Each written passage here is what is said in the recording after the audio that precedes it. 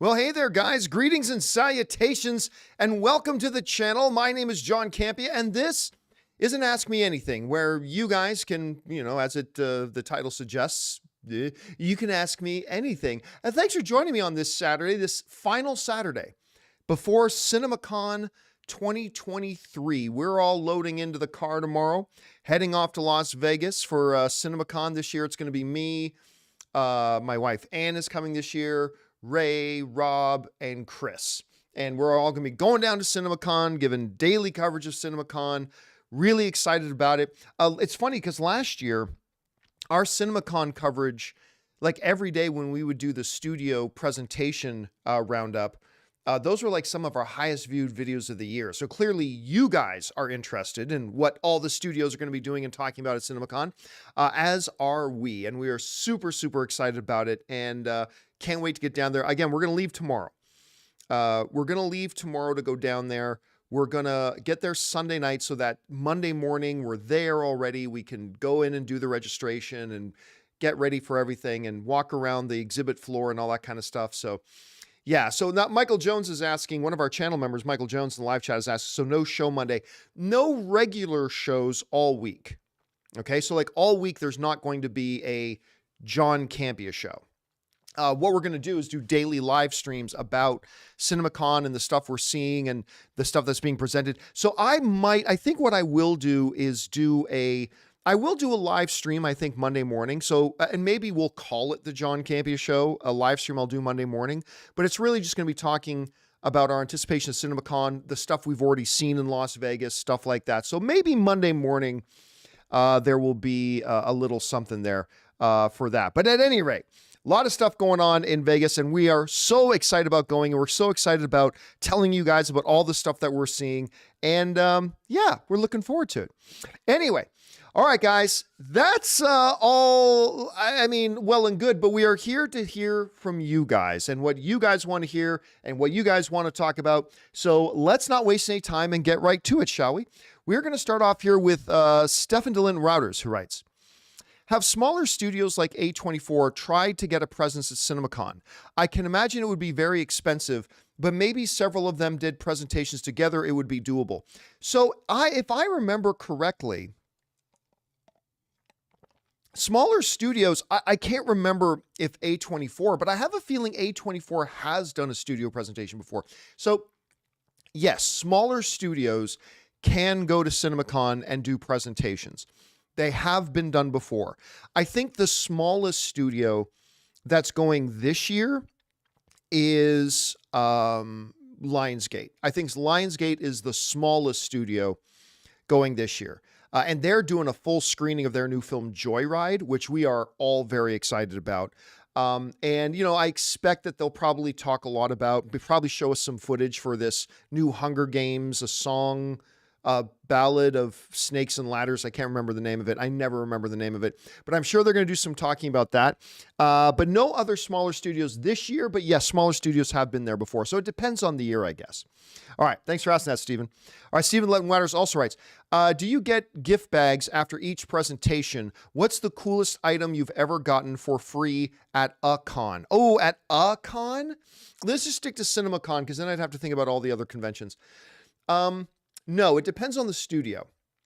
So when you get to CinemaCon and you do your registration, you do get like a goodie bag, right? They give us like a duffel bag. Now, years ago, the duffel bag, the swag bag was pretty cool. They'd get like t-shirts of upcoming movies and some pretty cool stuff. These days, they don't really put a lot of that stuff in there.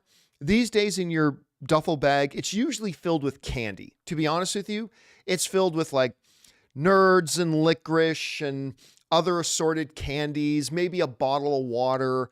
Every once in a while, they'll also throw in like a little USB backup battery or stuff like that, maybe some pens. So it's nothing too cool. Now, some of the studio presentations, when you come out, there's nothing, right? When you go into the studio presentation and it's done, you walk out and that's it, you're done.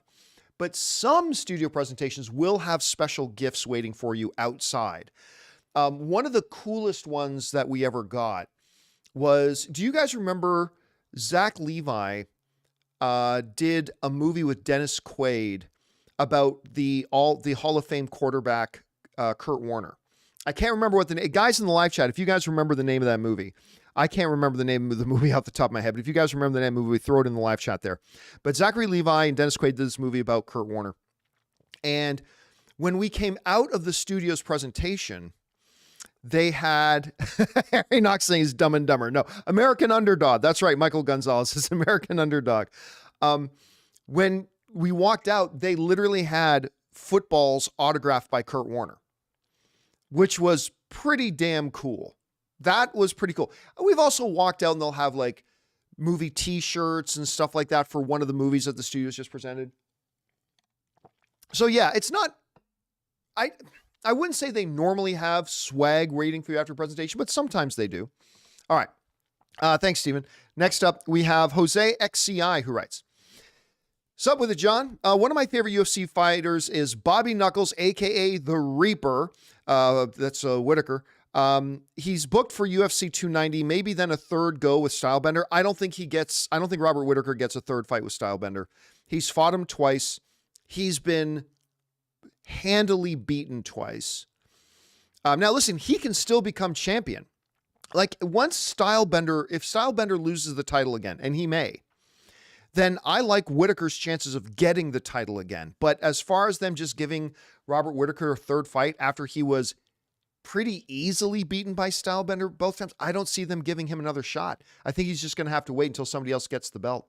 All right. Stephen Lewin-Watters writes in again, "I get why Disney isn't showing Guardians of the Galaxy 3 because it has a world premiere at the El Capitan on the 27th of April. That has nothing to do with it.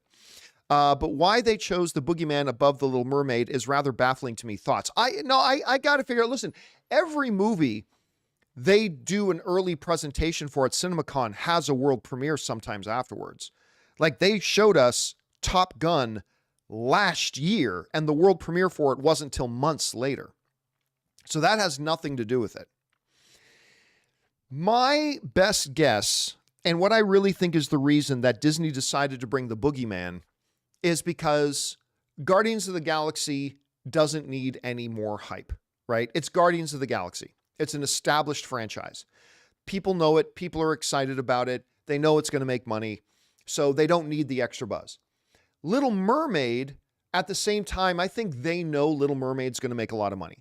I mean, it may or may not join the $1 billion club. I'm not saying that either way, but they know they're not going to, they have a big, robust marketing campaign for it. They know they don't need help. The Boogeyman, though, is a movie that they could use some hype with. So they feel they've got a good movie on their hands with the Boogeyman. That's the movie they have that they think needs a little extra push. And that's why they're probably going to show it to the theater owners to say, see, hey, book a bunch of tickets, let the buzz get out there. So that's probably why they're going with thing. Yeah, the world premiere issue is a non-issue because that's the case with every movie that comes out. Because The Flash is going to have a world premiere. Every movie they showed us last year had a world premiere, so that has nothing to do with it. It's really more about, I think strategically, they think that's the movie they can best use a bump for. So we'll see. Okay. Next up, we got Johnny Weiner who writes, "Excited for Craven movie. Do you think they'll set up a Sinister Six with Morbius and Vulture?" No. Love that he came back, perhaps for a Venom/Spider-Man team up. No. They would be fools, and they know it, to ever go back to the Morbius well. They're done with Morbius. I mean, listen, I shouldn't say that as if Morbius couldn't appear, but the Morbius movie was a disaster. Their post-credit scene for Morbius trying to set up Morbius and Vulture together was a disaster. The last time they tried to set up a Sinister Six was, with The Amazing Spider-Man 2. That was a disaster. I think they know well enough to give up on it. I just think I just don't think that, what's the best way to put this? I don't think there is any upside. I think they know if they want this cinematic thing of theirs to work, they need to move beyond Morbius and they need to get past this Sinister Six idea. Now, maybe they're stupid and maybe they will, but I don't think they will. But I am very, very curious to see what they're going to do I'm gonna be curious to see what they do with Craven there. That might be my biggest bit of intrigue. It's not the thing I'm most excited about, the Craven thing, but it might be the thing I'm most intrigued about because that movie's supposed to come out in what, October? So, yeah, well, we'll see. All right, next up, Mark24 Gaming just sends in a super chat to be supportive. Thank you, Mark. Next up, we got Donaldo Martinez who writes, do you like to watch Sir David Attenborough nature documentaries? I absolutely do. I love them. The man is 96 years old and he's still doing them amazing. Listen, I'm not going to lie. Every once in a while, I get down this YouTube rabbit hole where I'll watch a mother cheetah hunts a wildebeest 3 times her size to feed her young. I mean, I can listen to David Attenborough's voice talking about nature documentary stuff 24 hours a day. I totally could. All right. Next up, Fangblaze71 writes, will you still be doing spoiler discussions for big movies like Guardians 3, Flash, and Across the Spider-Verse? Yes.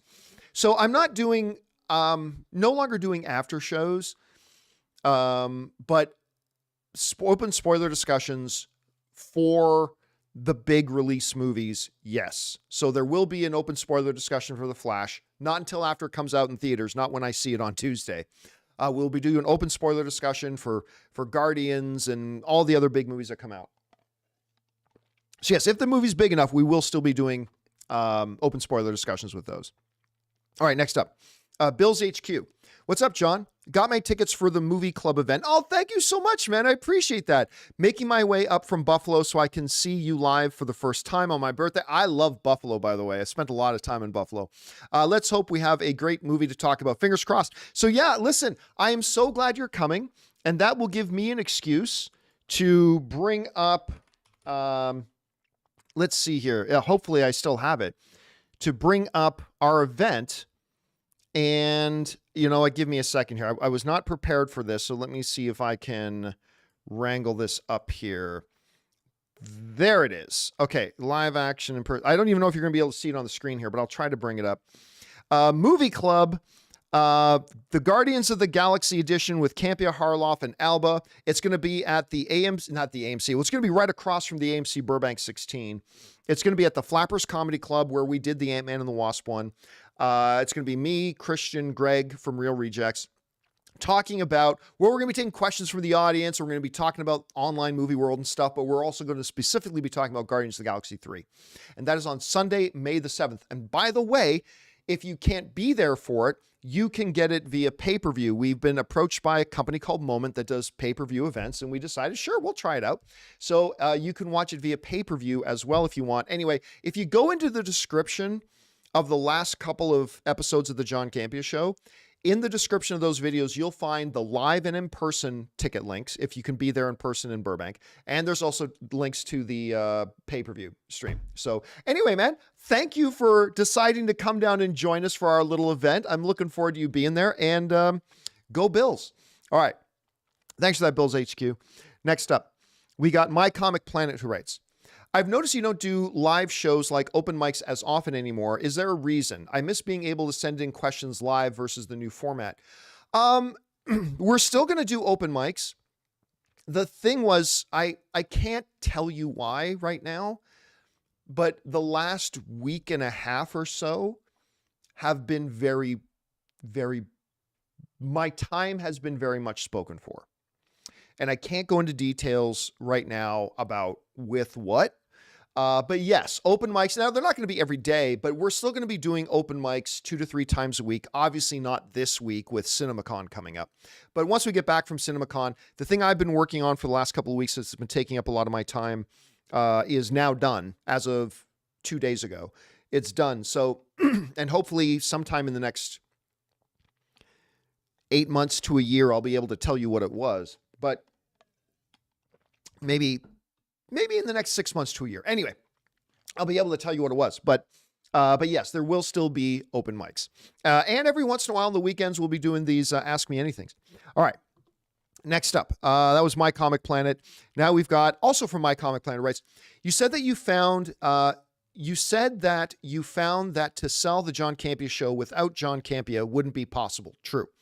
So does that mean you won't be retiring when you wanted to? Oh, no, not at all. What will happen to the show if it can't thrive with you? Okay, so what My Comic Planet's talking about is it was my plan, and I knew it was a shaky plan. I knew from the beginning it was a shaky plan. But I've let you guys know that I plan to retire. Like I now have my retirement on my radar. Like I've got a date for when I'm looking to retire. It's not any time this year. I'm just, it's probably a couple of years away. Not many years away, but probably just a couple of years away. So my plan was that a part of me retiring would be to, sell the channel.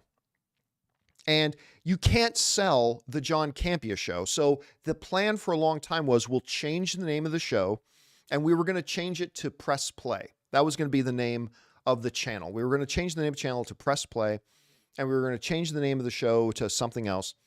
And then that way, in a couple of years, when it was time, and I was hoping to like build up other people around me so that I could just sell the channel off, right? And we spent a couple of months pursuing that. And we spent a couple of months, me and my business people, we spent a couple of months, and my business people warned me, hey, it might be a tough sell to try to sell the John Campea Show, where whatever you title it, it's going to be a hard sell to sell this show without you because you are the show. So, but I decided to try anyway. And then after we kind of set up a pitch deck about selling the channel, we realized that the biggest thing that a couple of the potential purchasers were pushing back on was they wanted like one potential purchaser wanted a contract in advance that I guaranteed I would stay on for at least 3 years after I sold the channel. So that I wouldn't be able to retire for like another 5 years. And that was not something I was interested in, to be honest with you. And so what we found after that was there just was no interest in buying the John Campea channel. I mean, like, no interest for the type of money that I would have wanted to sell the channel for. There was no interest to sell the John Campea channel without a long-term commitment, like minimum 2 to 3 years, really 3 years, that I would stay on while they did the transition. And it's just not something I'm interested in. But no, this does not impact my retirement plans at all. Me selling the channel was going to be a nice bonus. If I was able to just sell the channel, it would be a nice bonus. So I think what will probably happen is when it comes time, I'll just shut the YouTube channel down. When it comes time, I'll just shut it down. And what I might still do after I retire, and remember, let me reemphasize this. This is not happening imminently. All right. This is not happening imminently. This is still a couple of years off, right? I'm at least going to get to James Gunn's Superman Legacy. All right.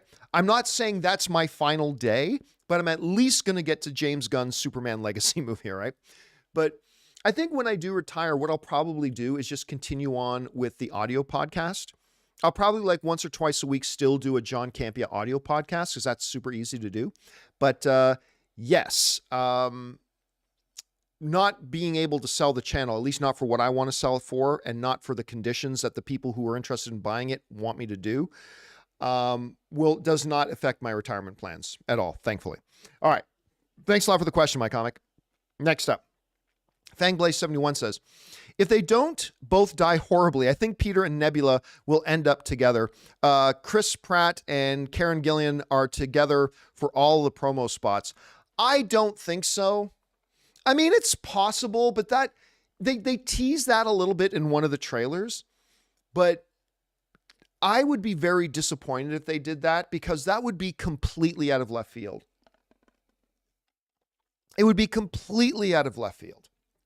It would be like out of nowhere, all of a sudden they would just shoehorn that in. So I don't think they're going to do that. I know they teased it in one of the trailers, but I think that would be a really, really bad move on their part.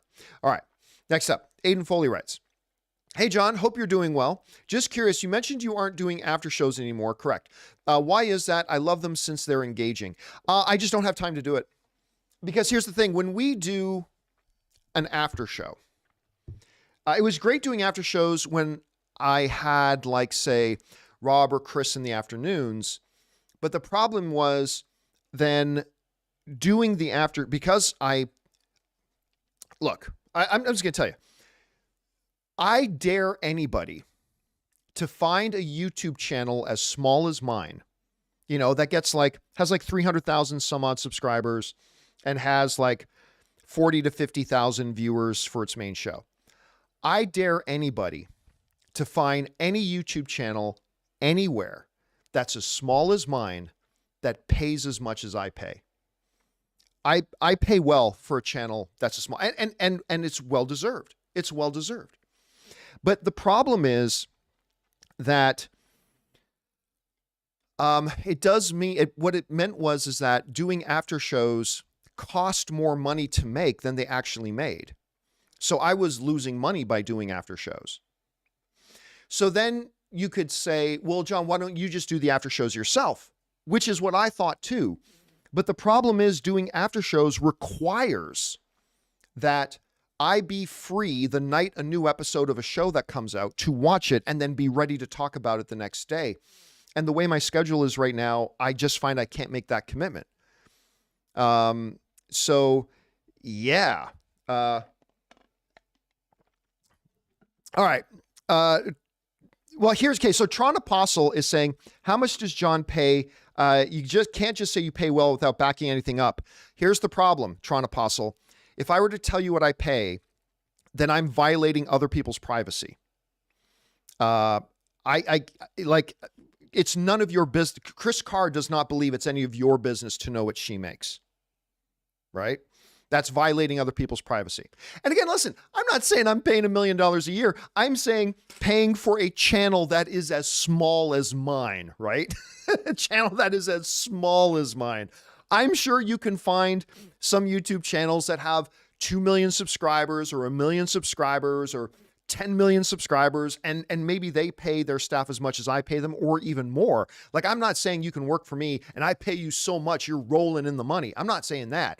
I'm saying for a YouTube channel that is as small as mine, you're not going to find anybody that has as much staff as I have, because I like to use the money that the channel makes to, like, the money that comes in for the channel, I try to put back into the channel. And that means staff and people to try to make the overall experience of our channel better. So that's where I like to put the money.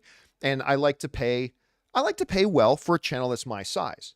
Now, if I had 3 million subscribers, I would pay more, right? But yeah, anyway, there's that. All right, let's see. Oh, Sauce is asking, how much do I get paid? I'll tell you that. I'll tell you how much I pay myself. So let me first give you a little bit of a structure about how the company works.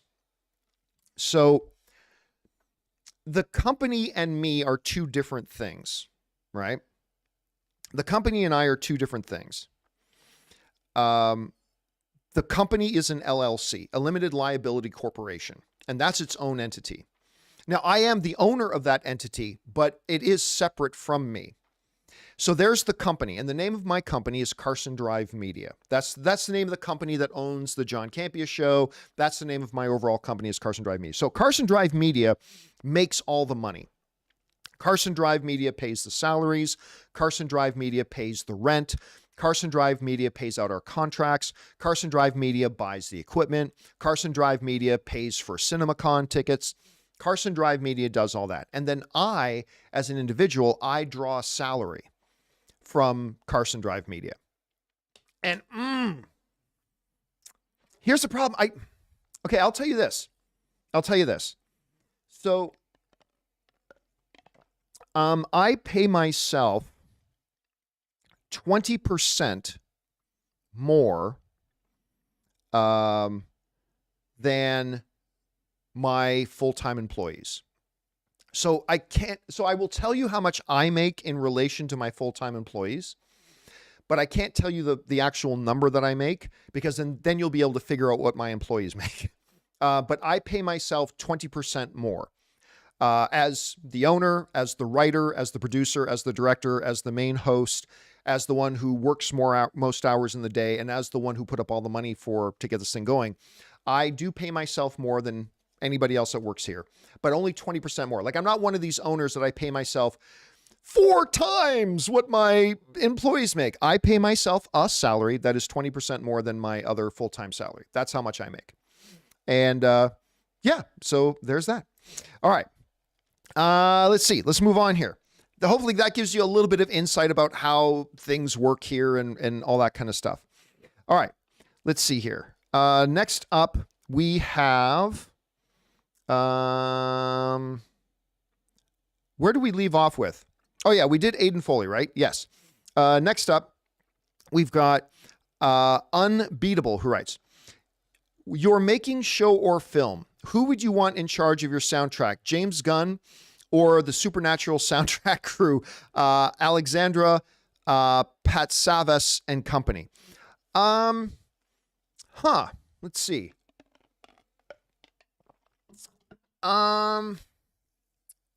A soundtrack, like not the score, a soundtrack. And it's only those two, because I would have people that I would pick over those two. I'll go James Gunn out of those two. I think he does a really good job picking out a soundtrack. All right, Jai CSC writes, 1 or 2. Hey, John, in a post-Easter break cleanup, I found a novella I wrote back in my university days. Nice. It's pretty awful, but after 15 years, I'd like to think I'm a bit wiser and could execute it better. Have you revisited an idea that went badly initially, but a few years later had better results? Ooh, that's a neat question. Yes. Yes, I have, but I'm not going to... I can't tell you what it was. But yes, I have. It's actually kind of neat when that happens in your life sometimes, right? Like you look back at something and you say, oh my gosh, that, and you realize I'm in a much better place today to do that thing than I was back then. So even though it went horribly back then and my thing went horribly like 12 years ago. But then I revisited it and went, oh, you know what? I bet I could do that much better now. And then I did that thing now and I had much better results. So maybe you'll have the same experience, man. All right. Thanks for sharing that, Jai. Matt writes, what are the 2 best and 2 worst movies you've seen this year so far? I don't know off the top of my head. Big boxing fights tonight. Are you watching? No, I've never even heard of the 2 boxers that are fighting tonight, to be honest with you. But the 2 best movies I've seen this year so far are Air and not John Wick. I just did the other day. Air, and what was my other favorite movie of the year so far? It wasn't Creed 3. It might be John Wick 4. Creed 3 was great. I love Dungeons and Dragons, but you know what? I might see. It wasn't Mario. I like Mario very much, but it's not. Yeah, for now, I'll say my favorite 2 are Air and John Wick 4. I'm not sure off the top of my head what I would say my least 2 favorite are. All right, next up. Fangblaze71 writes, I know you typically don't like console games, but you should watch a playthrough of Horizon Forbidden West and Zero Dawn. I think you'd like them. I've heard nothing but great things about the story of those. And I was sitting down, I actually picked up my PlayStation 5 controller last night for the first time in a bit. And I remember thinking I should try out that Horizon Zero Dawn. I've heard a lot of people say it's really good, and I'm terrible. Like, I'm more of a PC gamer. I'm terrible with controllers. Like, I'm just awful. I'm the worst. But I've had some people tell me that Horizon Zero Dawn is actually a pretty straightforward game to do. So I think I might give those ones a try at some point here. All right, thanks for that, Fangblaze. Next up, Christopher Brickner writes, have you seen the Warner Brothers lawsuit against Paramount over South Park and Paramount's counter lawsuit against Warner Brothers over South Park? It's crazy. Yeah, we talked about that a few weeks ago. That came up a number of weeks ago. We talked about that a few weeks ago. I am not privy, unfortunately, to all the details of the contract, but clearly someone screwed somebody else over. Or at least there are people who feel they got screwed over. Someone's getting screwed over, and there are people who are unhappy. So, I mean, I don't know much about it. I have a feeling it'll never go to trial. I have a feeling they'll settle on this, but yeah, I don't know the ins and the outs of it. But South Park, it's crazy this many years later, and it's still a really valuable sought after property. All right. Let's see. That was Christopher. Sam Fisher writes 1, 2. Who are an actor-director duo that only worked together once? that you want to see pair up again? Ooh, I don't know off the top of my head. For me, it's Ralph Fiennes and Wes Anderson. Ralph Fiennes is great. Ralph Fiennes is, I've said many, many times, I stand by it. Ralph Fiennes is the greatest actor in the world without an Academy Award. Now, that used to be, I don't know, I'm freezing on his name now. The guy who played, why am I freezing on his name? He played Harry Potter's uncle, Sirius Black. He played Sirius Black. Gary Oldman. Thank you, James Argenta. Yeah. Gary Oldman, for the longest time, I think was the greatest actor in the world without an Academy Award. But then he did that Winston Churchill film. I think it was called Finest Hour or something like that. Anyway, so he won his Academy Award. So that took him off the board. And ever since then, I think Ralph Fiennes, Lord Voldemort himself, I think Ralph Fiennes is the greatest actor in the world. Is the greatest actor in the world who does not have an Academy Award. All right. Next up, Sam Fisher also writes, Gustav is my favorite role. Gustav is my favorite role of his, and Grand Budapest Hotel is one of my all-time favorites. Yeah, he's fantastic in everything, man. He just did, what was the one, not Chef. No, it wasn't called Chef. What's the one he just did with Anya Taylor-Joy? I loved it too. It was like one of The Menu. Thank you. Warlocks in the live chat threw that in. I loved him in The Menu. He's great in everything there. Like The English Patient. I mean, that's where he really first popped up on my radar. And by the way, Ralph Fiennes' brother, Joseph Fiennes, also one of the best. One of the absolute, like, they might be the best acting brothers in Hollywood history. And I know that's saying a lot, but I think Joseph and Ralph Fiennes might be the best acting brothers in Hollywood history. All right. Pookie Power writes, I think new Star Wars movies should be about Vader before he died in Return of the Jedi. No more Vader. We've had enough Vader. Vader's had his story told. Let's let Vader go. Vader before he died in Return of the Jedi. I would like to see more Vader in movies. Not a fan of him in the TV shows. I respect that, Pookie. I really do. And I love the Vader. Look, I love Darth Vader. He's the greatest cinema villain of all time. But enough is enough. Like, again, that you want it, that's cool. I'm just saying, for me, in my own perspective, enough is enough. Let Vader go. Just let Vader go. He was just awful. I mean, that's not he's awful. It's awful how Star Wars keeps going back again and again and again and again, over and over and over and over and over again, just the same characters. Listen, I loved his little appearance in Rogue One. All that kind of stuff. But for me, it's time to just let Vader go.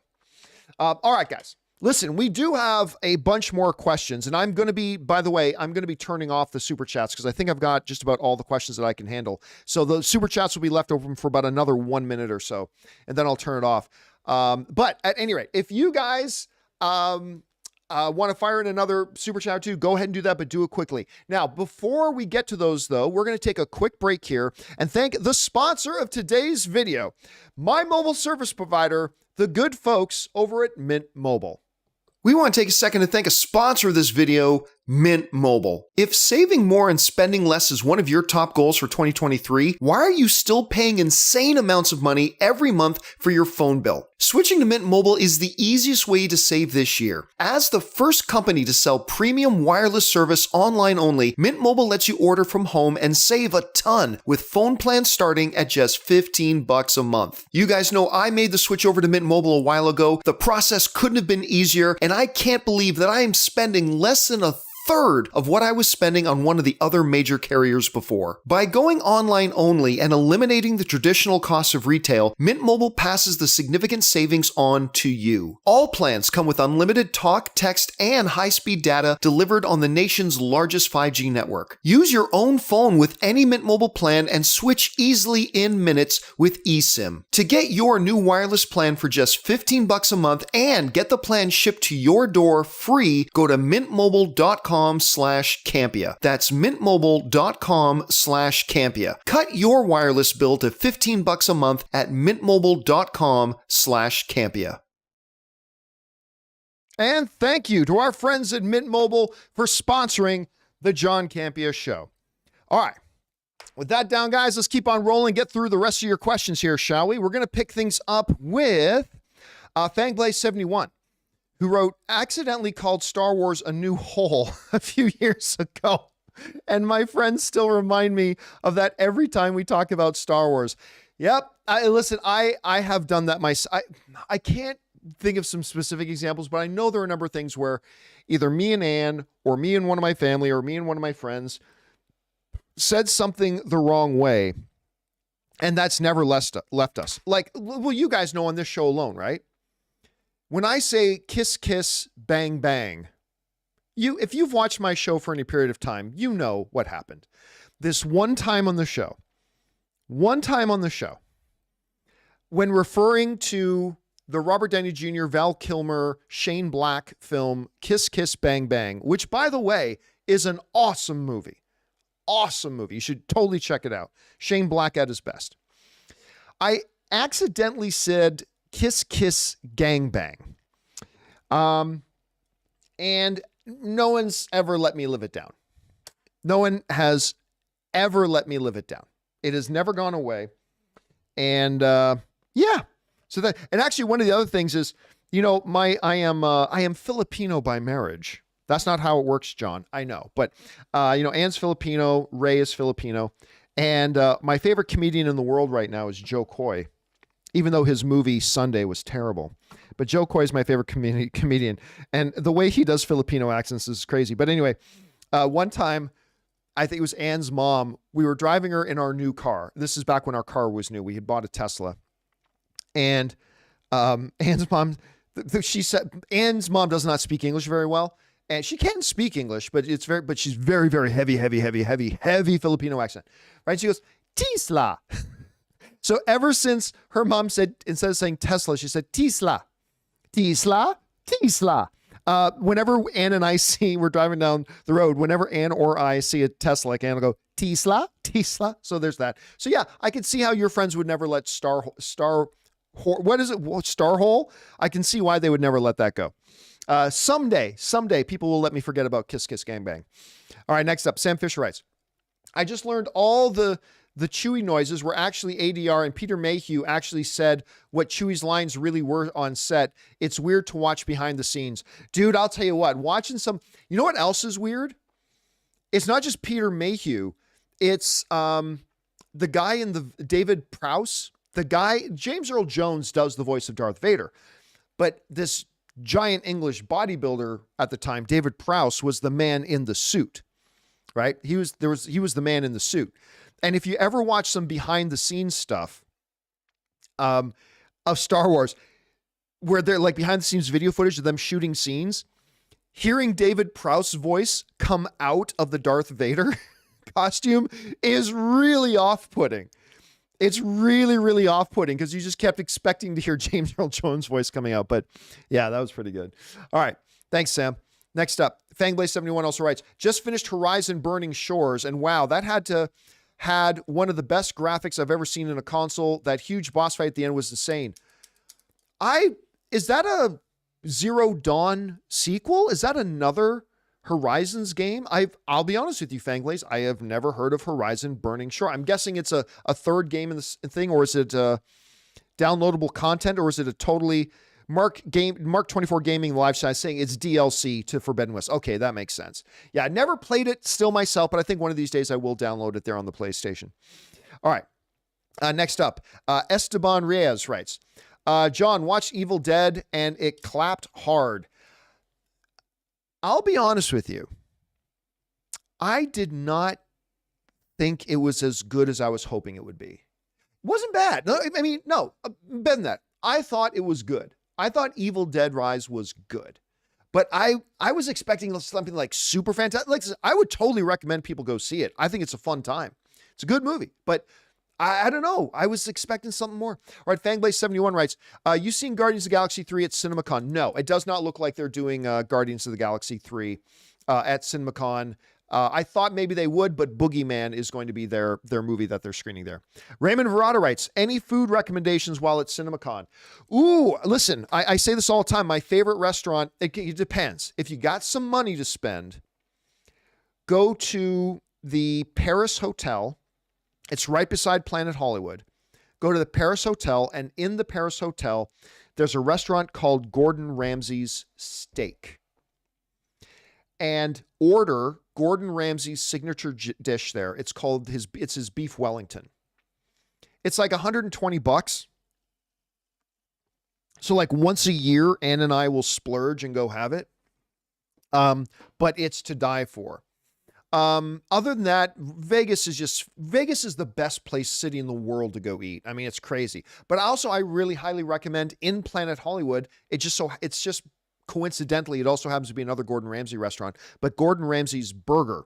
It's an awesome burger place. Like dead serious. The burgers there are insanely good. Like really, really, really good. The Caesar's Palace buffet is probably the best buffet in thing, but that's an expensive one. That's like $80 a person, but you get your money's worth there. I mean, it's crazy. So many good places to eat in Vegas, man. All right. Joe Fouchot writes, is Cinemacon open to the public? Can I buy a ticket and go? Okay, so theoretically, it's not open to the public. Theoretically, you are supposed to either A, work for a theater chain, or B, work in an adjacent movie industry field. Hence, I kind of qualify, right? But I know people who have just gone onto Cinemacon's website and just bought a ticket. And you can do that. I don't know if they're going to do that for much longer because they're going to sell it out and they want movie theater owners there, but you can. Now, the trick is, of course, that a ticket to Cinemacon is $1,300. And that's just the ticket.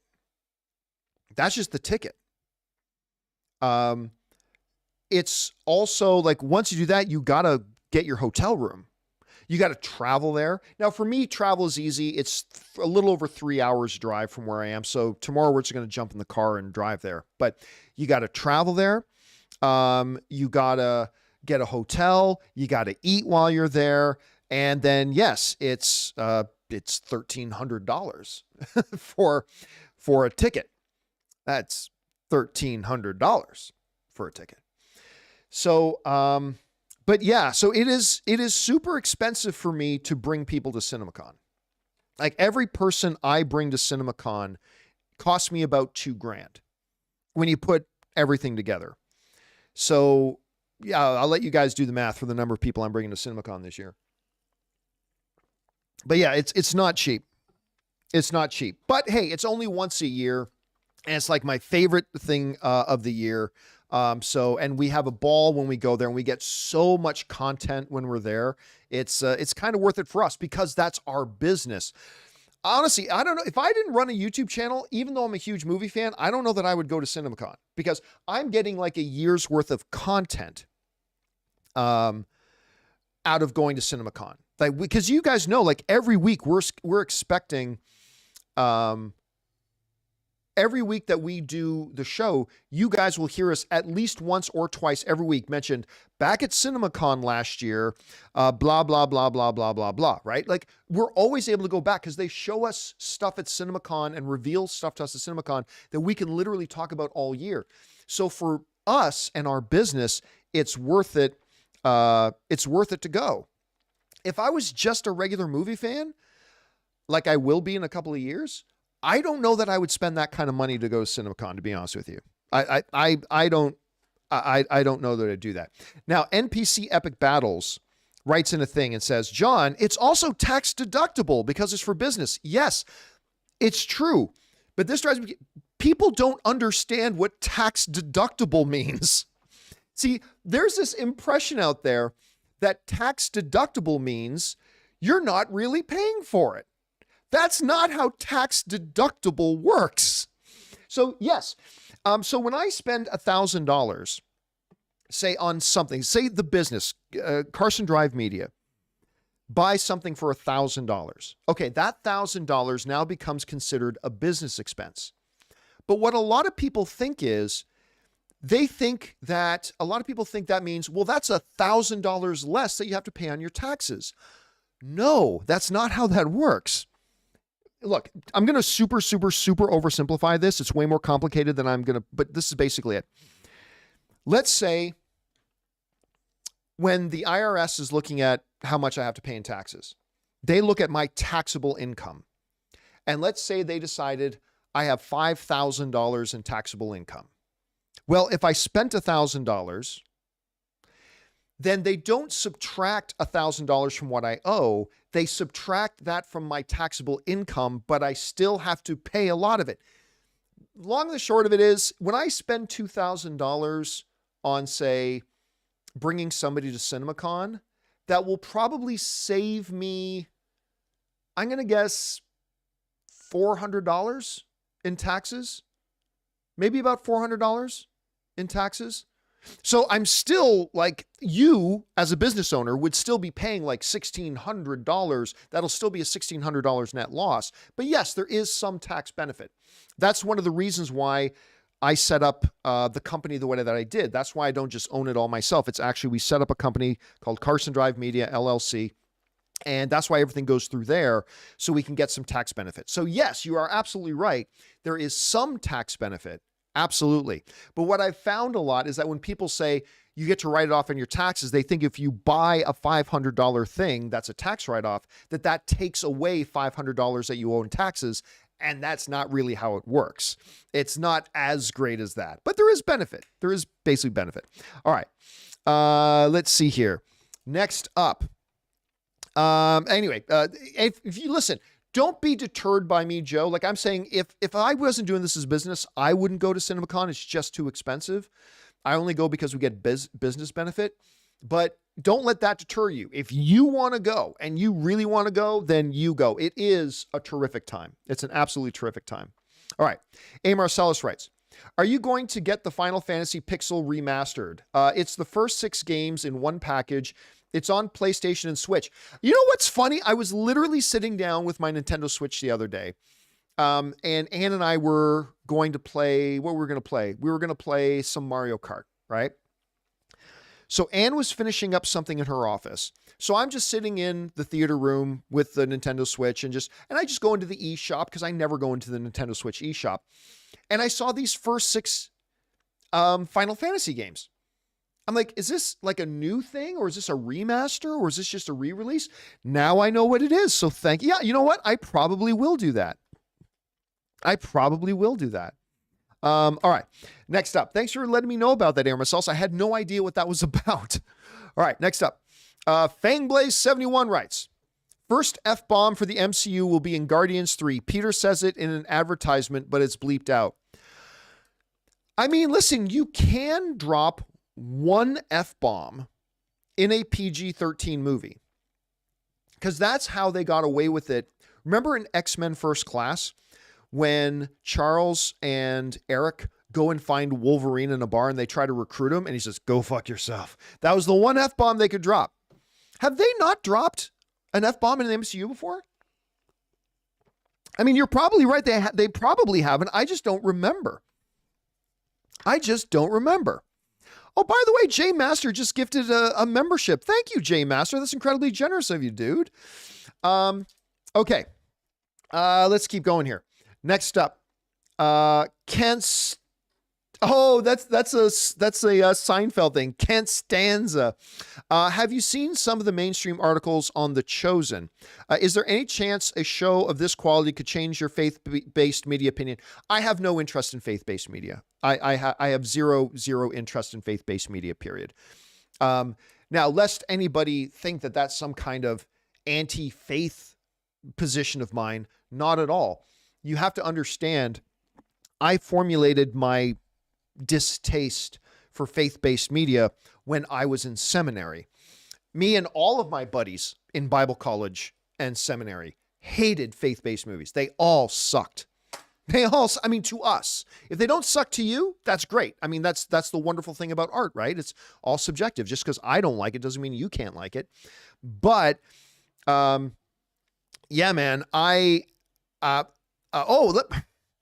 me get that. Nicholas Cage has said, oh, no, Jay Master actually gifted 20 memberships. Holy shit, man.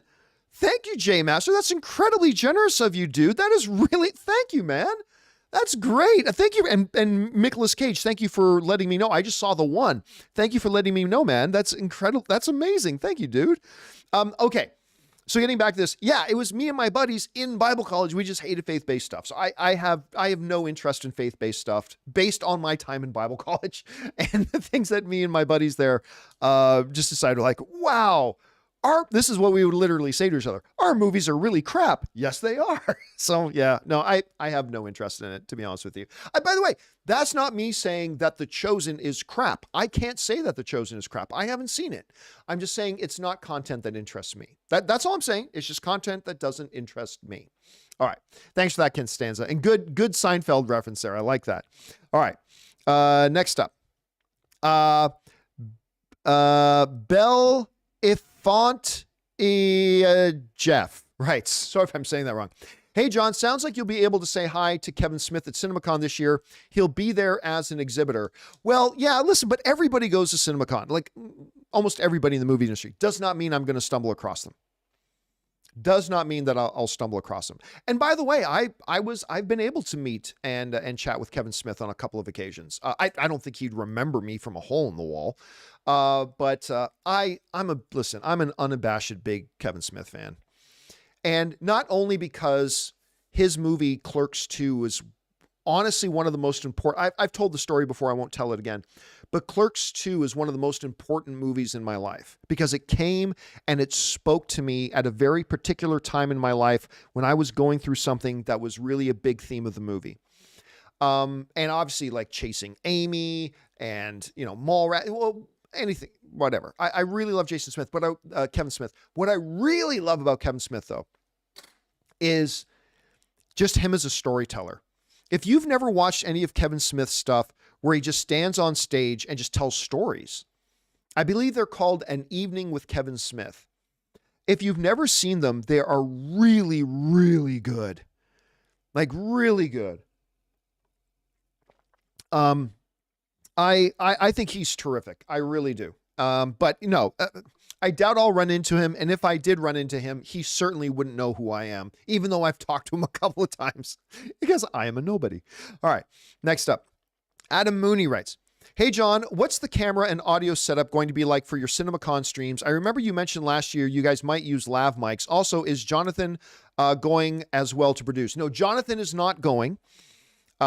He's got a wife and kids and family to deal with. So getting away for 5 days to Las Vegas.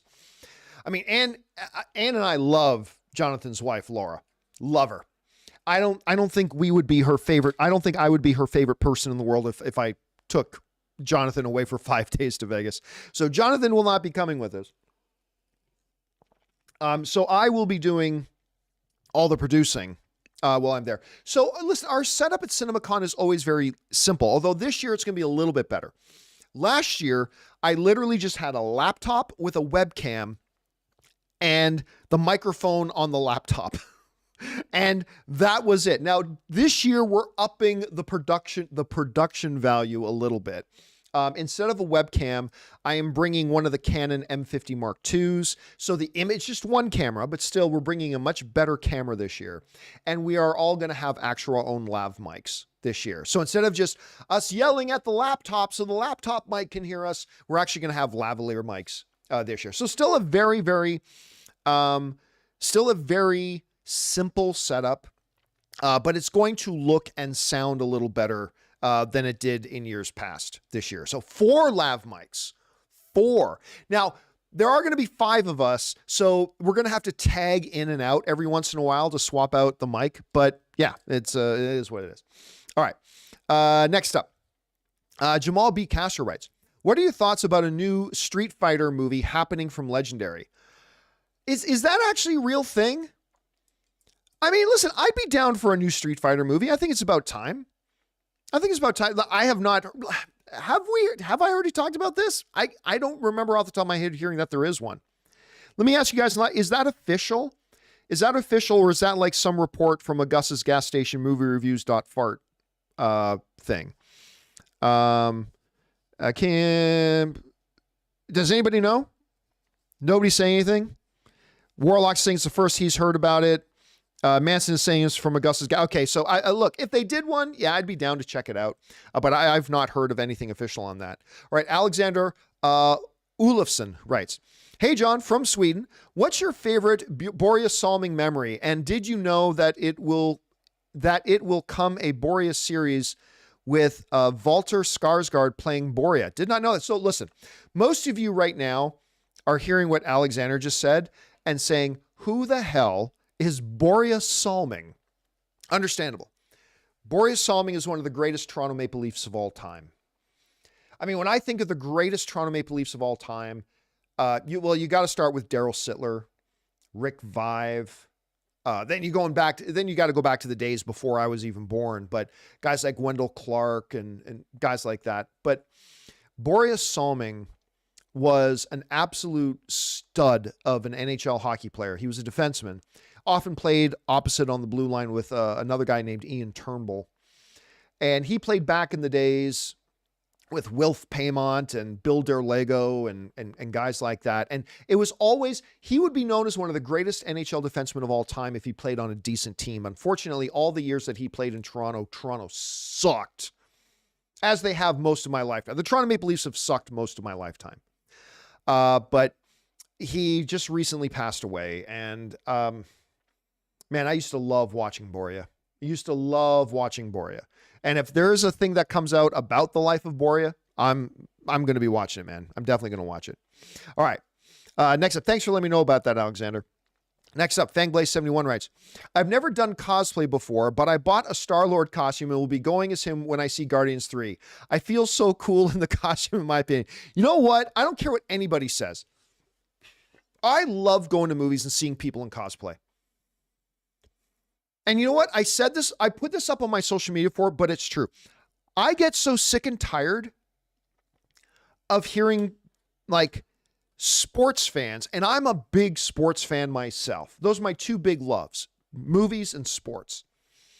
But as a sports fan myself, I am so fucking sick and tired of hearing sports fans make fun of people who cosplay, right?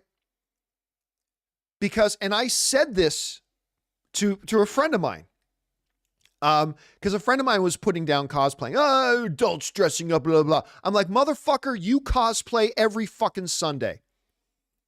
Because what happened? You turn on any game, right? Turn on any Buffalo Bill game. Turn on any Raiders game. Turn on any Lakers game. Turn on any Toronto Maple Leafs game.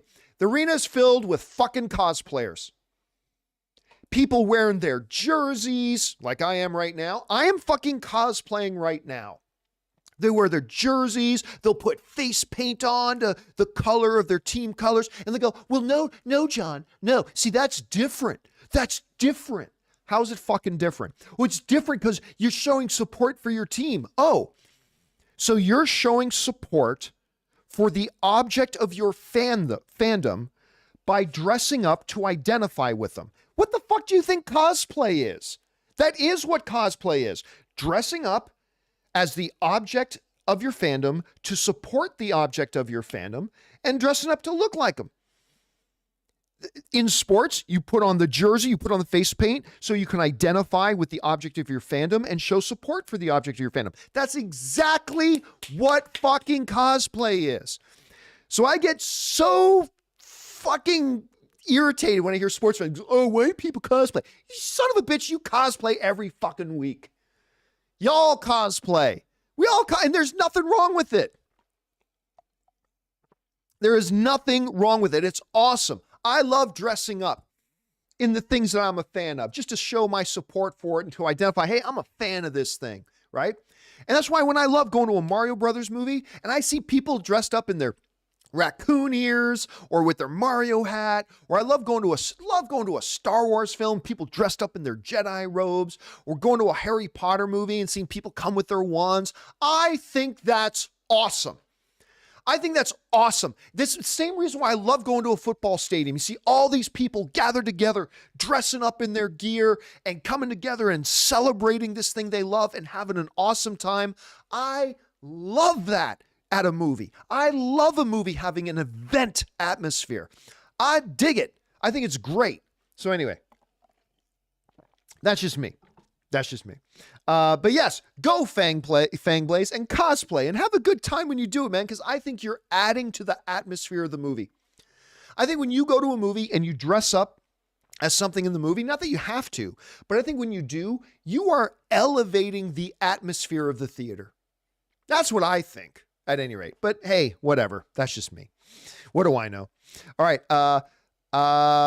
LV Rartov writes, John, there's this video explaining why the best use of nanotech is with Bloodsport. Oh, the character Bloodsport from Suicide Squad, and why the MCU does it poorly. Listen, there's a YouTube out there about why sucking on toes is the best thing in the world to do. I mean, there is literally a YouTube about anything and everything you can possibly think of. Now, maybe I'm not putting this video down. I've never seen the video. Maybe it's fantastic. I'm just saying, but yeah, like you can literally find a YouTube video about anything. So I wouldn't be surprised about that. All right.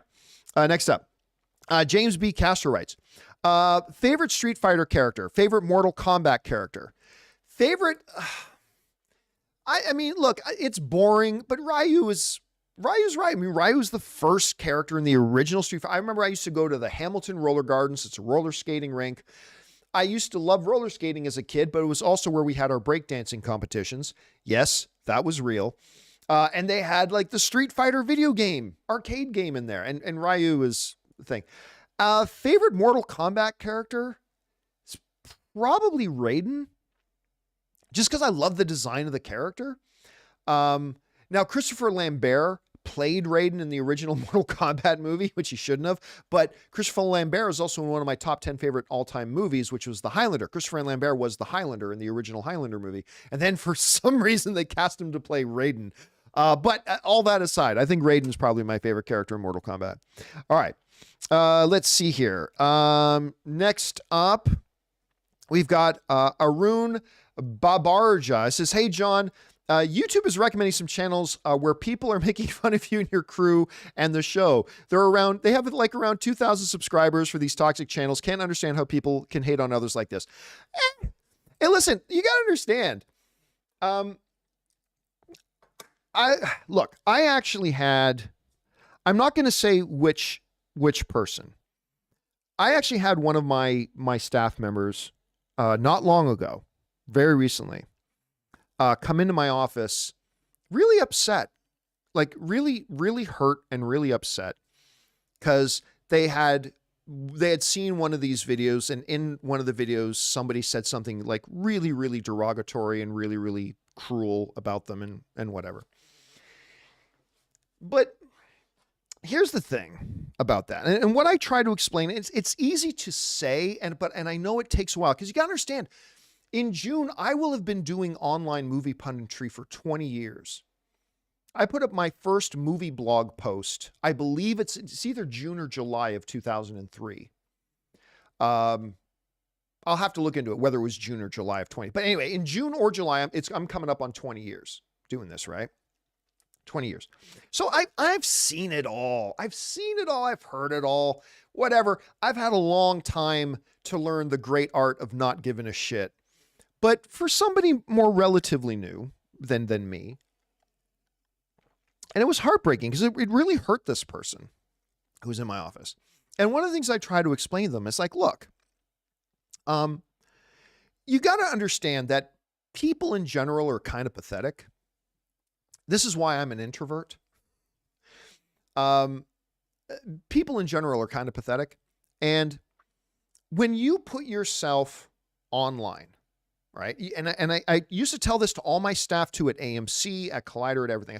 I would always warn them when I was onboarding them. When you put yourself online, right? There are going to be people who cheer, and there are going to be people who boo in their own way, right? And I'm like, they're really, it's just, you know, it's like the balance of the force. There's light and there's dark.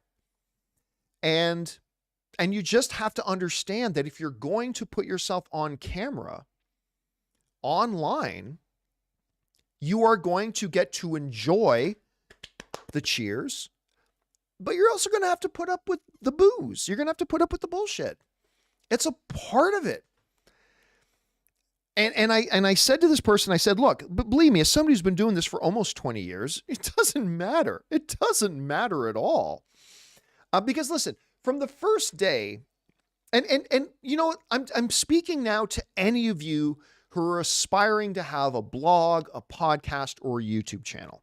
Let me speak to all of you directly here.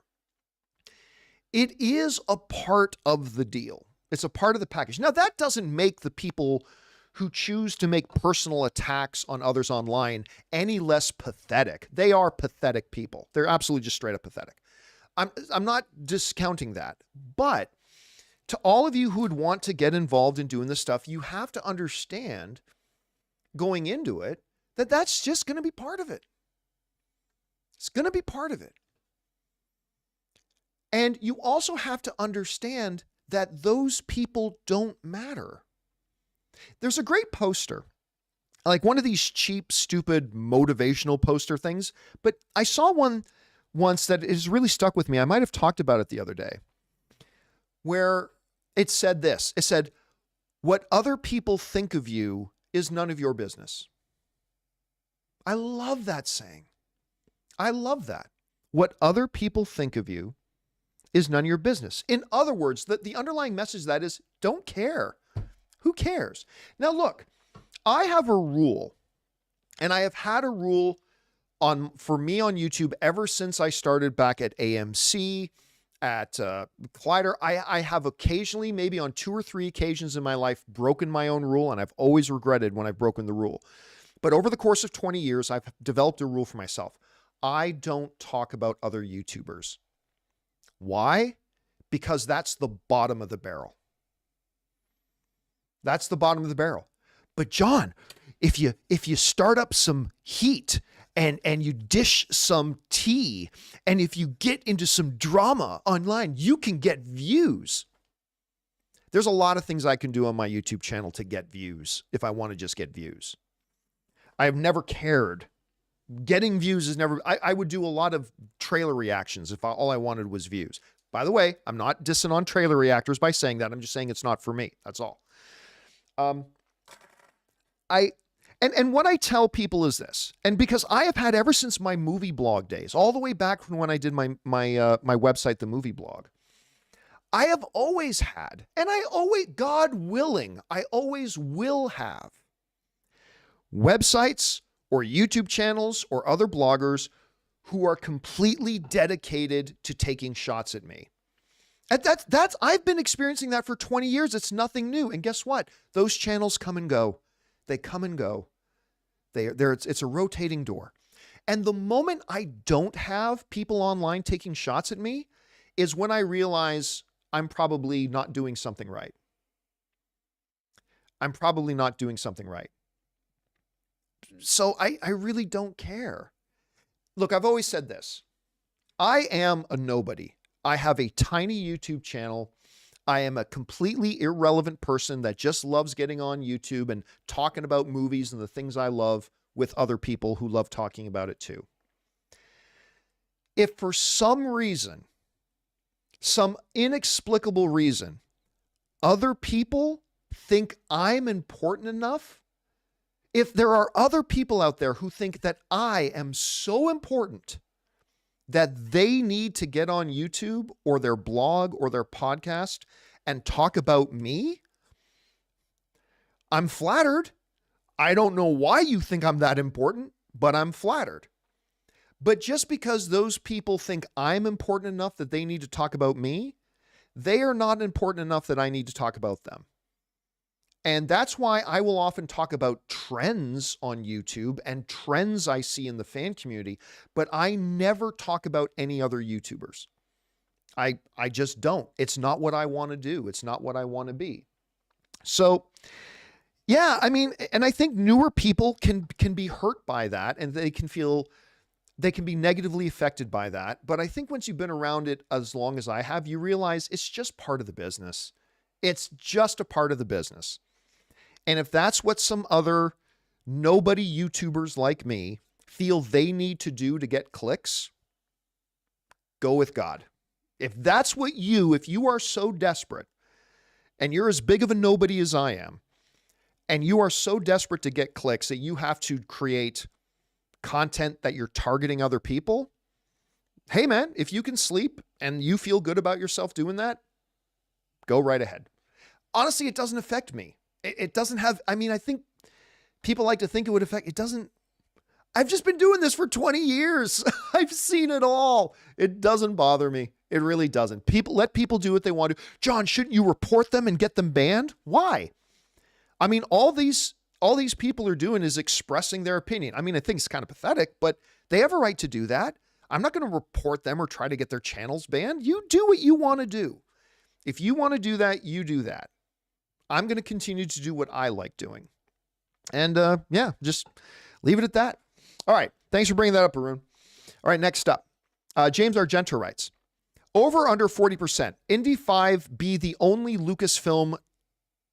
Over under 40%. Indy 5 be the only film Lucasfilm talks about. I would not be surprised if they show 20 to 30 minutes of Indy 5. Because that's the only thing Lucasfilm has coming. If you're talking about it, Cinemacon, that's the only thing they have coming out. Remember, Cinemacon is not about what's coming out on the streaming channels. The movie theater owners do not care about what's coming out on streaming. They 100% don't care.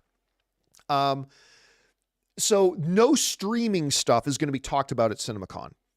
Also, Cinemacon is about telling the movie theaters about what's coming out in theaters in the next 12 months, right? Lucasfilm doesn't have any theatrical movies coming out in the next 12 months, except for Indiana Jones. So they will absolutely talk about Indiana Jones. They will absolutely. And other than that, there's nothing else for them to talk about, right? They're not going to talk about Disney Plus stuff because the movie theater owners do not want to hear about Disney Plus stuff. And they're not going to talk about Star Wars movies that may be coming in 2, 3, or 4 years, because that's not what they're there to talk about. They might drop a mention. You know what I mean? They might drop a mention, and that's fine.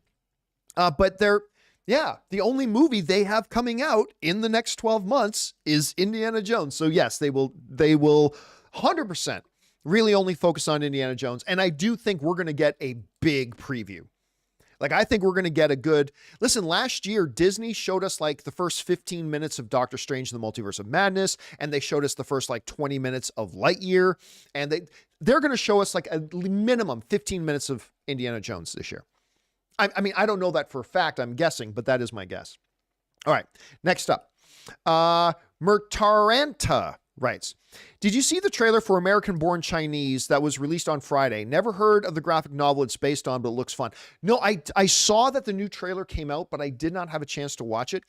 When I first heard about American Born Chinese, and I saw it's basically just the same cast as Everything Everywhere All at Once, I thought it was like a behind the scenes documentary of the making of Everything Everywhere All at Once, because it was practically the same cast, right?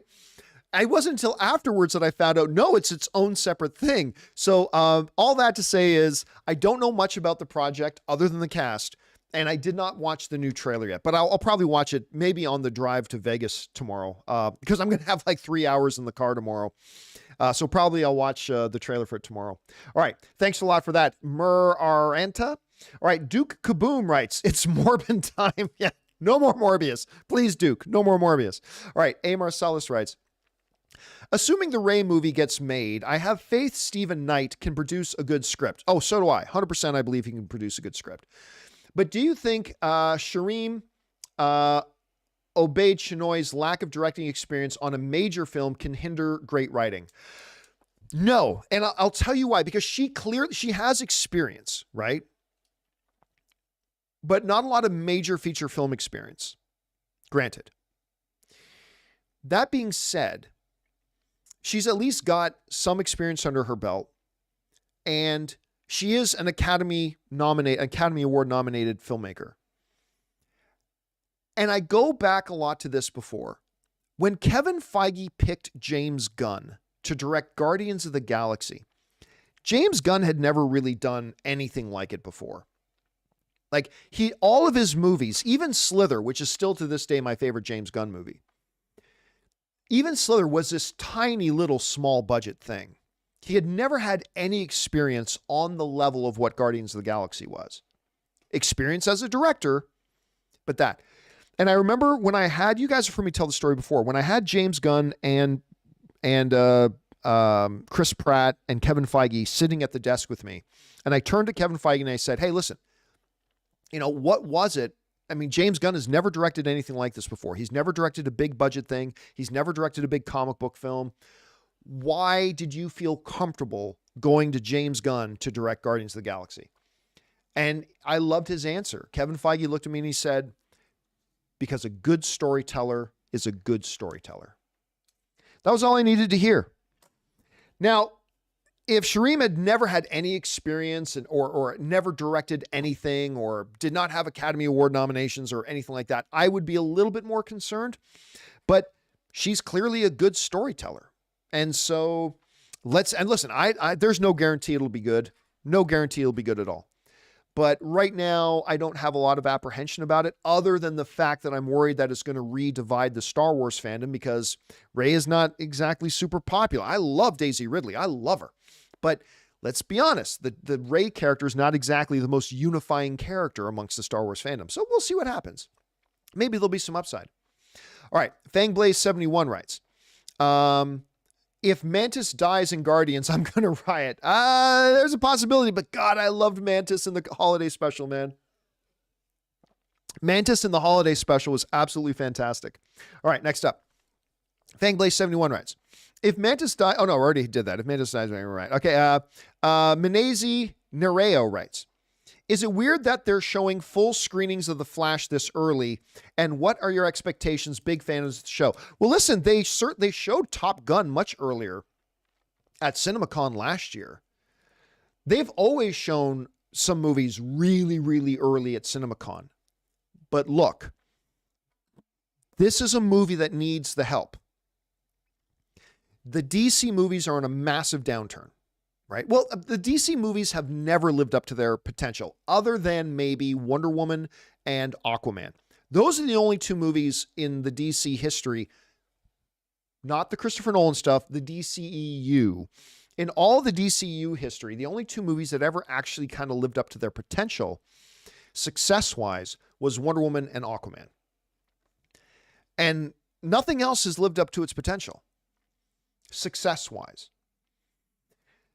And now, especially with Black Adam failing and I like Black Adam, by the way, but it didn't even make $400 million. With Black Adam stumbling, with Shazam 2, which I really liked, but it tanked. Shazam 2 completely tanked.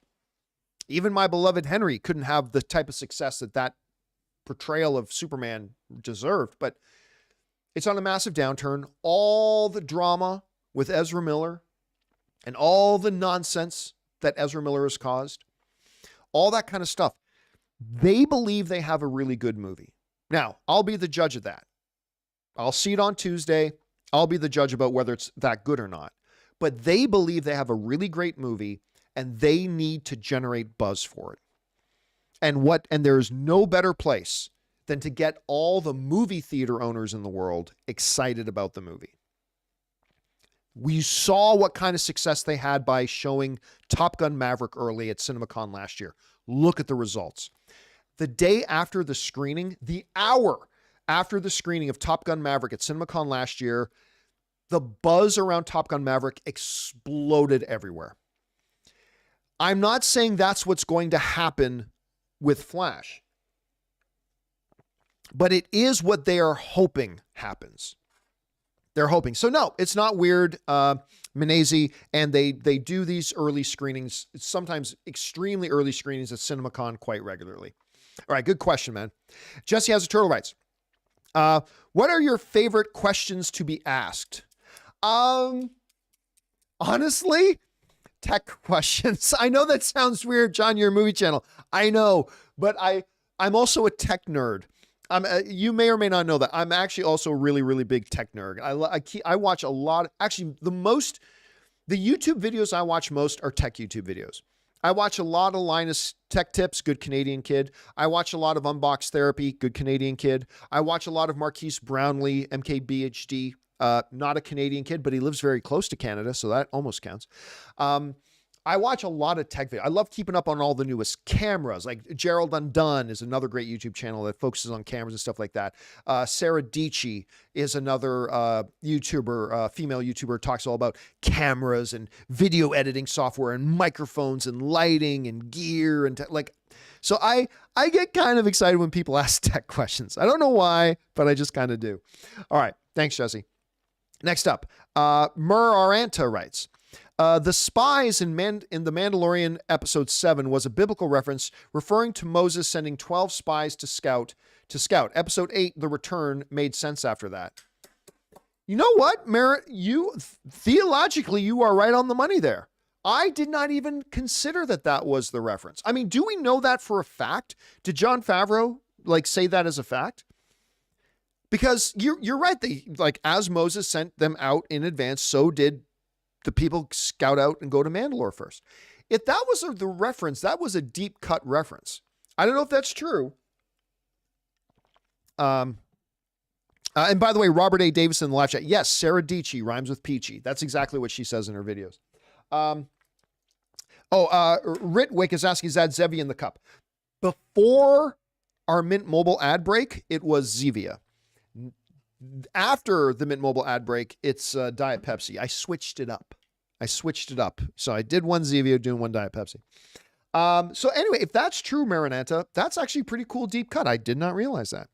All right, next up, we got Raider Nation. You've said before that if Guardians has huge success, the MCU is relevant again. I think they're going to have to give me more than one win in this new phase.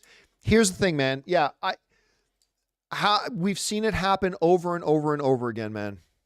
Winning cures everything. Winning cures everything. If they come out and if, and this is a big if. Now, I have a lot of faith in James Gunn, but everybody has bad days at the office, and maybe Guardians 3 is his. But if Guardians 3 hits the triple-double, right? It's big at the box office, it's big with the critics, and it's big with the audience. If it does all three of those things, if it gets the hat trick of those three things, all anybody's going to talk about is the magic. It's going to totally change the narrative around with the MCU, because that's all it takes. That's all it takes. And I respect you saying right now, hey, they're going to have to do more than give me one win. I respect that. But let's talk again after we see Guardians of the Galaxy 3 if it blows you away. Because if it blows people away, people are going to come out and they're going to be the narrative and the tone. Because right now you've heard me talking about the MCU lately, right? I've been more negative. I think Phase 4 was a disappointment. It had some fantastic stuff. It did. Phase 4 had some wonderful, wonderful stuff. But overall, it was, to me, a big step down from phases 1, 2, and 3. And with Ant-Man and the Wasp: Quantumania, they're not off to a great start with Phase 5, in my opinion, right? But you come out and you crush it with Guardians of the Galaxy 3, it changes the script. It really does. So we'll see. We'll see. I mean, maybe you'll be right. And maybe the movie will be terrible, right? I hate to think about that, but maybe Guardians 3 will be as bad as Ant-Man and the Wasp: Quantumania. If it is, well, then things get even worse, Raider Nation. Things get even worse. All right. Dinosaurs and Diversity Rights. Are you and Jonathan screening Stream Elements questions beforehand? I was talking to other viewers the other day, and some of our questions don't make it. I do not, but Jonathan and before him, Taylor, do. Like, we always tell people, like, for the tip questions, we always say at the show, send it on in, and if we deem the question appropriate for the show, we'll read it, right? So sometimes it does. I'm assuming sometimes it gets screened because there is a little bit of screening that does happen before that goes. Now, what happens a lot, I have found that 9 times out of 10, that when somebody historically has written and said, hey, I had a question and it didn't get answered, honestly, about a good 9 times out of 10, I'm able to write back to them and say, hey, if you look at the next day's show, you'll see that your question just didn't get answered on that one day, but I got an answer on the next day. Or look at the day's show before the one you were looking at. It's so 9 times out of 10, it does get answered. However, about 10% of the time, it's on me because listen, I'm trying to do everything myself on a show like this. And I'll sometimes drop the ball and I'll let one fall through the cracks and I'll miss one. So that will happen sometimes. Sometimes it's a tech issue and I'll go into the logs on the database and that question that they said they sent in never appeared. So sometimes it's the person thought they sent in the question, but maybe they forgot to hit the final send button or whatever. Or sometimes there's a tech issue and their question just doesn't show up. Or sometimes, once in a while, a question might get screened out. Like, honestly, we've had to screen out a couple people. It's like people writing, Chris, show us your feet. And it's like, yeah, that's not getting asked on the show. Like, thank you for the tip, but we're not asking that on our show, whatever. But listen, whenever that does happen, do let me know. And we always look into it. We always look into it. Let's see here. Let's see. Oh, you know what? Nicholas Cage just asked a question in the live chat, and I'll just answer this question. Should we not bother submitting Mint Mobile hotline messages this week? That is a great question. I would say, yeah. I would say don't. But you know what? What I might do this week is gather up, like we won't do a daily Mint Mobile question this week because we're going to be at Cinemacon. It's a special week. But what I might do is do 1 or 2 videos this week where I gather up like 5 or 6 Mint Mobile questions and answer them in one video. I would say I would recommend hold off until next week, but I might gather up some Mint Mobile questions anyway. I'm glad, I hadn't even thought about that, Nicholas Cage. I'm glad you brought that up. Let me think about that more. I'm glad you brought it up. Thank you. All right.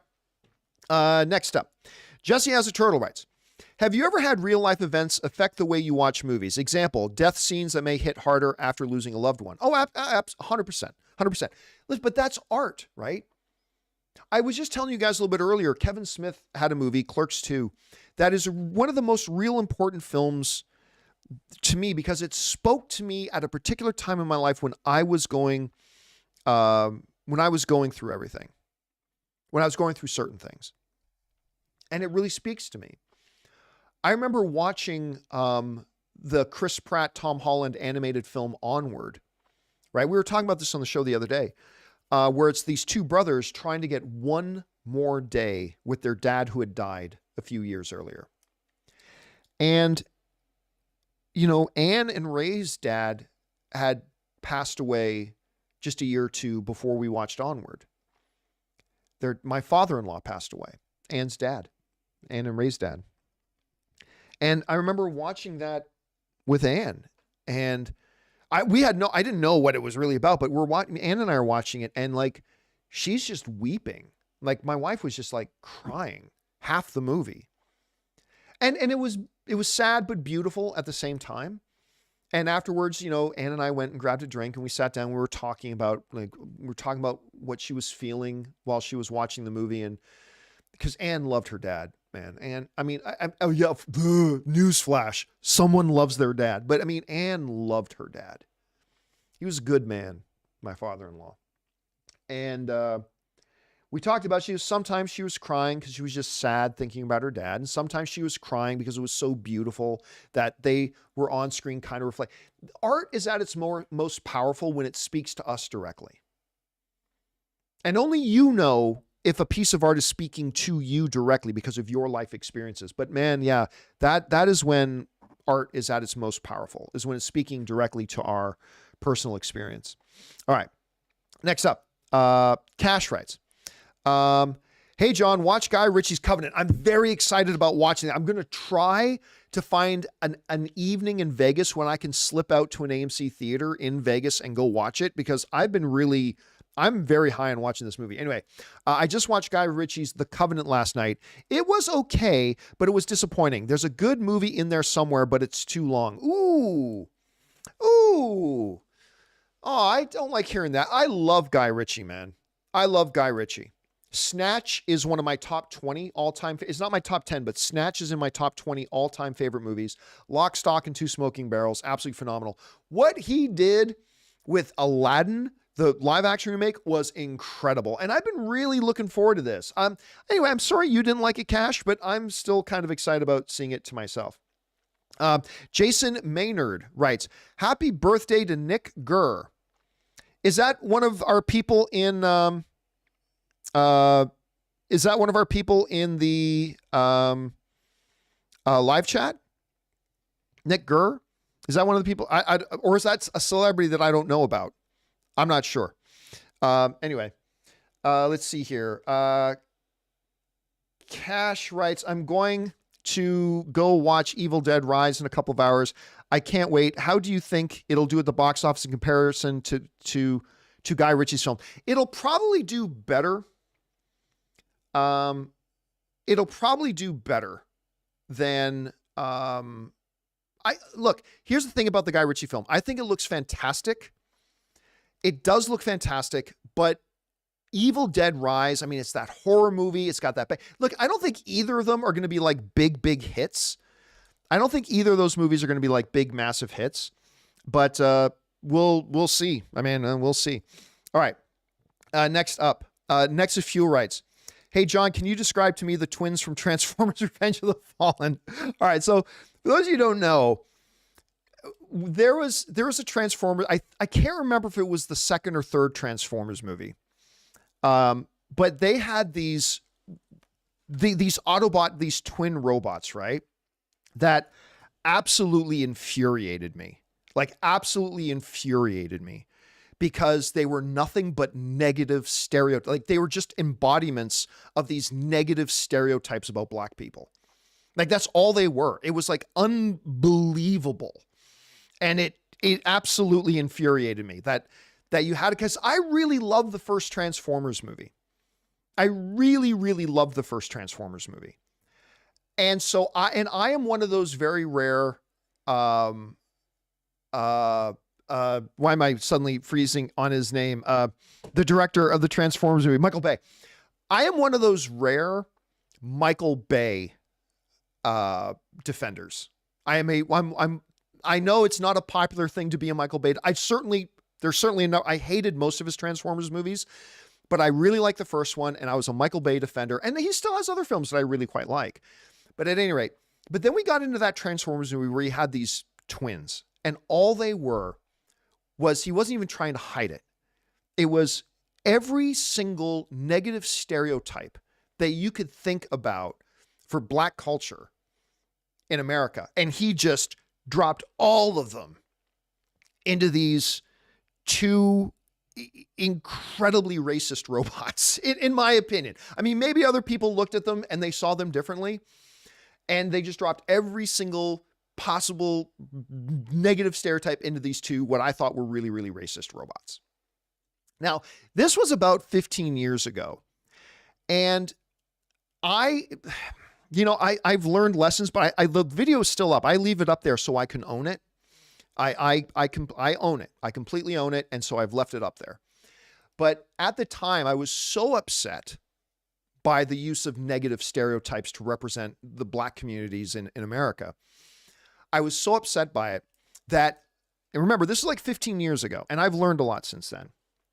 But I used a racial slur, like mocking Michael Bay, like this is how Michael Bay sees it. And I used a racial slur in mocking Michael Bay and how he saw these two robots.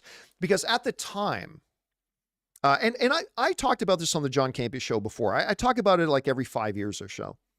But at the time, I was ignorant enough that I believed as long as I say a racial slur in a way that is me trying to support an underrepresented community, then it's okay for me to use that word if I'm using it in a supportive way.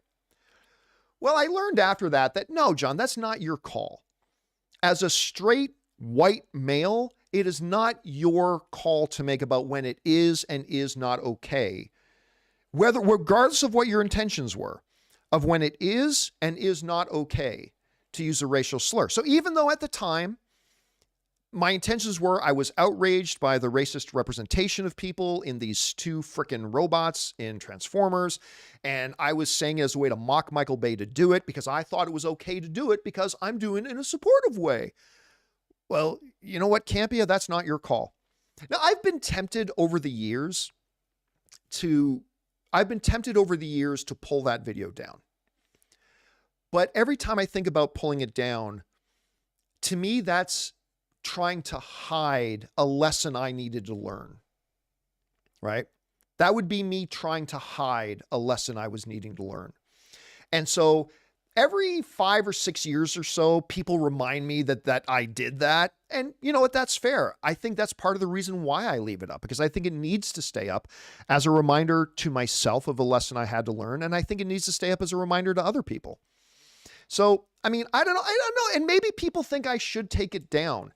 And if I hear from enough people that they think I should take it down, I'll definitely take it down because it's embarrassing, right? I mean, we all have things that we did or said 15 years ago that we're kind of embarrassed by, but it's embarrassing to me. Believe me, I would like to take it down, but I think I need to own it. I think I need to own it. And I think I need to leave it up there as a continuous lesson to myself and other people about it. Again, and you may not agree with me, and that's all okay, but that is the way I kind of see it and why I leave it up there to this day. But yeah, man, those frickin' robots, I still cannot believe that Paramount let that movie get released. Not just because the movie was a piece of garbage. It was terrible. But I just cannot believe that nobody saw when Michael Bay was doing these two little frickin' racist robots and just let it go. I still can't believe it to this day. Anyway, all right. Jake Clark writes, hope they keep Cavill's Soups and Momoa's Aquaman cameos in The Flash with Pfeiffer's Catwoman, Cage's Soups, and Wilson Bethel as a reverse Flash. I don't think they are. Now, listen, I'm seeing the movie on Tuesday. And I don't think they are going to be in there. But I mean, you know me. Look, I'm a Henry Cavill fan, if that wasn't obvious. So I would love to see that if they did that, but I honestly don't think they are. I don't think they're going to go that route. Okay. Let's see. Next up, we've got Stubble McShave writes, R.I.P. Barry Humphries. I always liked Dame Edna. I feel bad, Stubble, that I'm not pulling that off the top of my head about who Barry Humphries is. I don't know that off the top of my head. I'll have to go look that up, but thank you for putting it on the radar. Let's see. Nicholas Cage writes, hey, JC, are you hiring for any positions right now? The only position I'm hiring for right now that I shouldn't even say right now because I'm going to wait until after Cinemacon and then I'm going to look, is I am going to be looking for a new personal assistant because Taylor was my personal assistant. And Taylor as a personal assistant, Taylor was great. Taylor was absolutely great. But, surprise, surprise, he wants to do more than just being my personal assistant, which I totally respect. And that's why the other day was his last day on the job. He decided he wanted to move on and look for other things. And I totally respect that. He's great. What I learned, though, working with Taylor is I certainly do not need a full-time personal assistant. I need somebody who can just work like a couple hours a day, maybe 1 or 2 hours a day. There's somebody who's just has some free time in their hands. They don't really need a full-time thing and blah, blah. And I don't know if I'm going to be able to find that person. Now, fortunately, mine and Ann, we have a couple of friends, Jennifer and Alex. And Jennifer just has some time right now. And so I was like, hey, Jen, can you help me out for a little while? And Jen was like, yeah, I can help you out for a bit until I can find somebody else to fill in on a more regular basis. But no, right now, Ray is working like 8, 9, 10 hours a day doing all the graphics, all the editing, all the writing, like writing as far as all the copy stuff that has to be written for a YouTube post. He's doing some of the editing on not just the segments, but of the editorial videos, and he's working himself. So Jonathan, obviously, is our technical director. He runs everything you see on the show, the cameras, the mics, the lights, the camera switching, the text, the questions coming in, all that kind of stuff. He also handles all of our sponsors stuff. That's a full-time job in and of itself. But Jonathan is running all of our sponsorship stuff. So he is our contact person for all of our sponsors and coordinating our sponsorships and all that kind of stuff. He's also our director of operations, so he looks after the entire office and all that kind of stuff, blah, blah, blah. But they're doing it on their own. So no. And Chris is doing great. So no, unfortunately right now I'm not looking to add anybody to the team at the moment. Let's see. Next up here, we got James Wheeler, who writes, "Hello, John. I'm curious. Does Anne enjoy watching hockey? It took a while, but my wife loves it." Anne's been getting more into hockey. Yeah, particularly like when we first started going to a couple of Kings games and a couple of Mighty Ducks games. We would go whenever the Toronto Maple Leafs were in town. She's started to become a fan. So we went out to dinner last night to a sports bar to eat, and they had they had the Kings Oilers game on. They also had the Dallas Minnesota game on. And she was watching it, and she's getting into hockey. She's constantly asking me now, "Hey, when do we go to another game? When do we go to another game?" And fortunately, in LA, Los Angeles Kings tickets are way cheaper than Toronto Maple Leaf tickets. Way cheaper. Like, you don't have to mortgage your house like you do living in Toronto to try to go to a Toronto Maple Leafs game.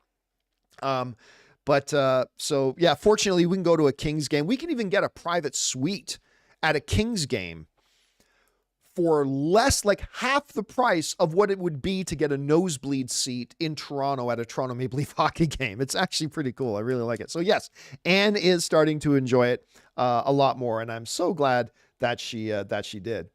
All right. And with that down, guys, that'll do it for this installment of Open Mic. You know what? No. That won't do it for this installment of Open Mic. I am going to take some time, and just for you guys who are in the live chat, I'm going to go over and look at the live chat for the next few minutes and just pull some questions that you may have in the live chat. So I'm going to start with Calm Down Rich, who writes, "Have you seen the new Rode Streamer X, which debuted at NAM?" You probably mean NAB. It looks like a one-camera live streaming game changer. I have not seen the Rode Streamer X. Now, I know Rode has been releasing some new audio stuff as well, which looks really, really interesting. Actually, you know what? Give me 1 second. Let me see if I can look this up. Rode Streamer X. Let's see what this is. Everything I'm seeing... Oh, it's the audio interface. Are you talking about the audio interface? It looks like a one-camera live streaming game changer. The only thing I'm seeing is... its audio interface. They've got a new, like, I have a Rode podcaster. Like, I have the Rode big audio interface. We have that on the desk in there. So this looks like a mini version of that. But I don't know. Maybe it's something different that you're talking about. I will definitely look into that. Let's see, because this is what I'm seeing, right? When I look up the Rode X. Oh, I guess maybe it's got a video component as well. Is it a video and audio thing? I'd have to see the back of it, see if it has an HD, because there is that little video thing on that. I'll have to look into that. That's a pretty cool looking little device. All right. Let's see. What else? Do we have any other questions in the live chat? Let's see. Nicholas Cage, is there a way to get a private message to you business related? Yeah, send an email to john@thejohncampeashow.com. I found out, I don't know why I didn't realize this. I found out the other day that the mailbox was full. It's been cleared out. Like, I literally get 200 to 300 emails a day.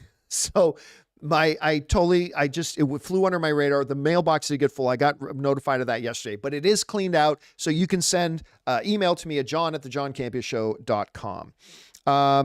Icy Ness says, "John, have you caught up on Succession?" I am almost caught up in Succession. I'm only 15 minutes behind. Ann and I watched the most recent episode, but then our friends showed up because we were going out and we were 15 minutes left in the episode. So I am technically 15 minutes behind. All right. Alex's Movie Corner writes, "Do you think you'll have retired before Secret Wars comes out in 2026? Probably. I will probably be retired by the time Secret Wars comes out. If not by then certainly very, very, very short after that. Probably shortly after that, but maybe by then. Let's see. Rose Colored Boy writes, did you hear that reports that Crazy Rich Asians 2 will take place in the Philippines? I did not hear that. Yeah, I've been wondering about, Ann and I were talking about the other day, why, considering how big of a hit Crazy Rich Asians was, and it was great. I love that movie. But we heard that they were going to do a sequel. I've been really surprised that we haven't seen any movement on it. And if that's true, that's going to take place in the Philippines. That's actually pretty cool. Let's see. Campea's Blue Cup writes, have you seen some of the release clips for Guardians 3? No. I'll watch the new trailers, but I don't watch all the deluge of 30-second, 45-second clips that come out. I generally try to avoid those. I'll watch all the trailers, but I generally try to avoid, not just for Guardians 3, but for all the bigger movies. I don't keep up on all the little TV spots. They release a dozen TV spots before a movie comes out. I try to avoid those. All right.